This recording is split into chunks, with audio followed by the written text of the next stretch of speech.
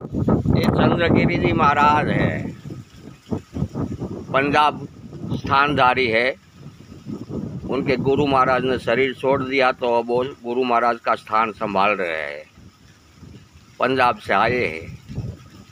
मेरा और उनका थोड़ा आत्मीय संबंध बंधा हो गया है, इसलिए आते रहते हैं।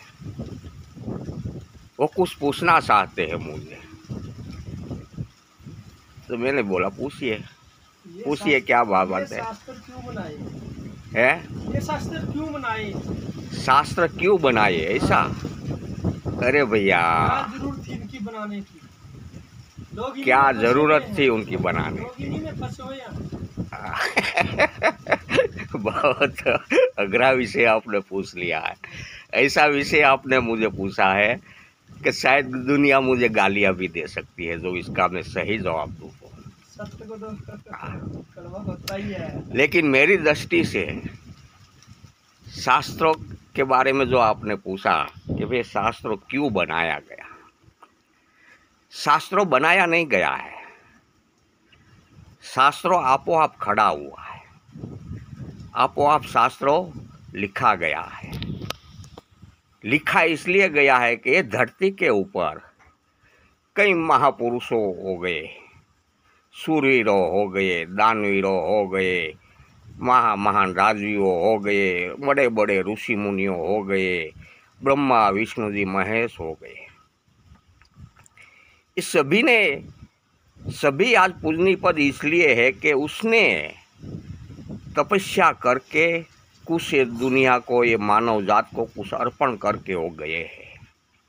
इसलिए हम सभी उन ऐसे महापुरुषों को हम भगवान का पद देकर पूजते हैं। लेकिन ये सभी समय चला गया और सब लोगों ने कुछ न कुछ पोताने खुद की आध्यात्मिक राह पर कुछ प्रकृति के अर्पण किया हो, वो समाज को अर्पण करते गए, इसलिए हम उनको मानते हैं। लेकिन आज वो हमारे सामने नहीं है और बहुत वर्षों पुरानी बात है। लेकिन हमको कैसे मालूम हुए कि धरती में ऐसे ऐसे महापुरुषों कैसे हो गया, किस तरीके से हो गया? अगर शास्त्रों नहीं होता तो हमको मालूम ही नहीं होता कि ब्रह्मा विष्णु महेश ने सृष्टि का सृजन किया है, सृष्टि का पालन हारा है कि सृष्टि का कर्ता हारा है। हमको कैसे मालूम होता? ये शास्त्रों जो उनकी यादी, जीवन की उनकी यादी जो समाज के लिए पॉजिटिविटी वाली थी, समाज को कुछ अर्पण करने वाला उनका जीवन था, वो उनकी यादी कवियों ने, लेखकों ने, इतिहासकारों ने अपने समक्ष इस वक्त लिख कर गए हैं कि ऐसे ऐसे धरती के ऊपर महाशूरीरों, महापुरुषों, महातपस्वियों, महायोगियों हो गए और ये ब्रह्मा विष्णु महेश ने सृष्टि का सृजन किया है। ये सब हमको क्यों मालूम है? कि शास्त्रों के अधीन मालूम है। इसलिए कवियों ने, लेखकों ने, जो भी इतिहासकारों ने ये दृष्टि से लिखा है उनका जीवन चरित्र कि ये मानव जात को कुछ संस्कारित बातें, कुछ पॉजिटिविटी वाली बातें, कुछ श्रद्धा वाली बातें या मानव समाज में पकड़ाएली रहे, फैलाएली रहे, उनका पुस्तकों के अधीन, उनकी जीवन कहानियों के अधीन, उनके जीवन चरित्र के अधीन। इसलिए कवियों, लेखकों, इतिहासकारों ने यही कारण से शास्त्रों की रचना किया है कि जो मानव जात में एक यादी रहे कि ऐसे ऐसे धरती पर के महापुरुष हो गए। जो सत महापुरुष होंगे वो तो इनको मानते नहीं हैं? जो महापुरुष हो गए, योगी हो गए, वो शास्त्र को नहीं मानते। नहीं मानने का कारण है कि इसमें ऐसा भी है कि शास्त्रों में समयांतरे बहुत फेरफार हुआ है। शास्त्रों ने समयांतरे बहुत शास्त्रों के साथ छेड़छाड़ हुई है। कैसी छेड़छाड़ हुई है, मैं उसका एक दृष्टांत आपको देता हूँ कि हमारे गुजरात में एक संप्रदाय है। कौन सा संप्रदाय हो इसमें मुझे नहीं पढ़ना है, वो जिसने किया वो जाने, उसका कर्म जाने। लेकिन उसी ने एक ऐसा अपने हिंदू धर्म के प्रति, हिंदू धर्म जो आस्था पर चल रहे हैं, सत्य के आस्था के प्रति जो ब्रह्मा विष्णु महेश को भगवान का पद देकर पूज रहे हैं, ऐसे महापुरुषों को उन लोगों ने नीचा दिखाने की कोशिश किया। सिर्फ इसलिए कोशिश किया कि उनकी लिट्टी लंबी हो जावे, और दूसरी जो पहले से लंबी लिट्टी है जिसका अंत नहीं है, वो लिट्टी का अंत दिखता नहीं है, वो लिट्टी को उसने टूकी करने का प्रयत्न किया है, जो एक हिंदू श्रद्धा के साथ बहुत ठेस पहुंचा जावे, ऐसा भाई कहा जावे मेरी दृष्टि से। देश में ही हो रहा है। ऐसे अनेक समयांतर ऐसा शास्त्रों के साथ ऐसी घटना हुई है। कैसे तर्क बुद्धि वाले मानव जब पैदा हुए हैं, उसने कुछ किए बिना खुद को पूजा चलती रहे, खुद को दुनिया मानती रहे, ऐसी दृष्टि से शास्त्रों में कई बार उनको फेरफार समयांतरे होता आया है। इसलिए शास्त्रों में 50% બધું मनगढ़ित विचारधारा बातें आ गई कि जो वैज्ञानिक दृष्टि से भी सही नहीं है, और हम उनका तथ्यों तपासते हैं तो भी वो सामने तथ्य मिलता नहीं है। ऐसी कुछ बातों लेखकों ने, कवियों ने, कि जिसने भी लिखा है वो उनको मुबारक, लेकिन ये कारण से विज्ञान भी शास्त्रों के साथ थोड़ा अनदेखा करती है। आधी बात शास्त्र के लिए विज्ञान भी सत्य मानने के लिए तैयार नहीं है। और जो योगी पुरुषों है ऐसी बातों को क्यों नहीं मानते हैं?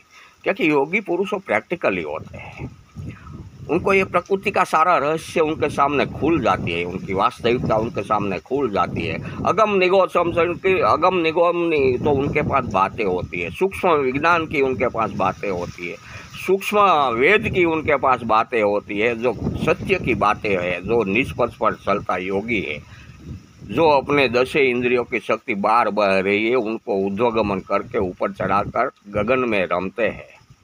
ऐसा योगियों के सामने पूरी प्रकृति का रहस्य खुला हो जाता है। इसलिए उनको अनुभूति हो जाती है कि ये बातें शास्त्र में थोड़ी शंका के लायक है, क्योंकि उसने अनुभूति किया है। अनुभूति के सामने वास्तविकता टिकती नहीं, गैर वास्तविकता टिकेगी नहीं। वहाँ तुरंत कह देगा कि नहीं, ऐसे कभी हो ही नहीं सकता। इसलिए यही कारण से शास्त्रों में कई बार छेड़छाड़ होती आई है। यही कारण से शास्त्रों में थोड़ी अपनी शंकास्पद बातें हमको दिखने मिलती है, जो हमारे लिए थोड़ा मनन मंथन का विषय भी है। ये ऐसी बातों को, ऐसी घटनाओं को थोड़ा एक मनन मंथन का विषय भी है। लेकिन हम मानव जाति इसके ऊपर मनन मंथन करते नहीं है। मनन मंथन हम करते नहीं है। हम मनन मंथन स्थूल जगत के लिए बहुत करते हैं। मानव जाति स्थूल जगत के लिए मानव ने इतना मनन मंथन कर दिया कि आज स्थूल शरीर से मानव दूसरे ग्रह पर जाने लगा।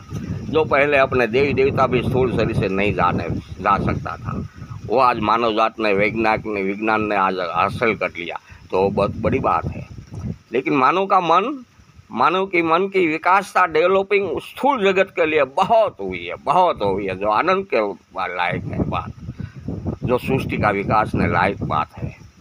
लेकिन आध्यात्मिक क्षेत्र के लिए मानव की विचारधारा थोड़ी उल्टी प्रभाव में बह गई है, जो मनन मंथन के विषय के अभाव में। ये मनन मंथन का विषय ज़रूर बनता है, इसमें कोई शक नहीं। यानी सही में मानव में इस बात का मनन मंथन हर कोई को करना चाहिए कि इसमें क्या सत्यता है, कितनी असत्यता है।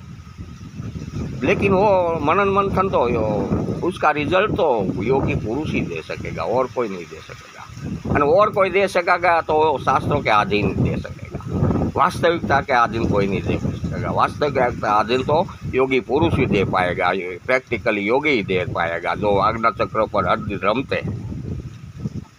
शास्त्रों में संतों की वाणी बहुत, कई संतों को महान बताया गया। संतों को महान बताया गया, बरोबर। संतों की वाणी विखानी गई, क्यों?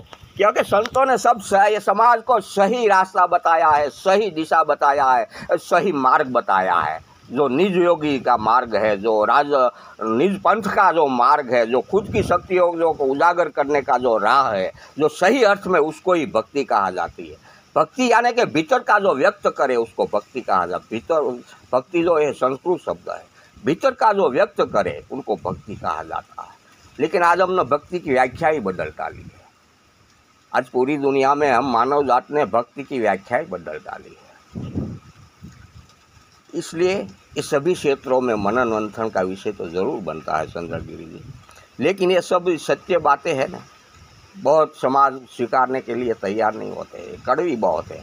मेरी बातें वो सब कड़वी बहुत होती है, सभी बहुत कड़वी, जहरीली बातें ऐसी कड़वी होती है कि जो मानव जात को गले उतरना बहुत कठिन है। अगर किसी ने घुटना गले उतार लिया ना तो समझो उनका भी बेड़ा भी पार हो जाए और सत्य उनके सामने प्रकृति खुला उजागर करके रख देवे, जैसे योगियों के सामने सत्य का उजागर हो जाता है। संतों के लिए बड़ा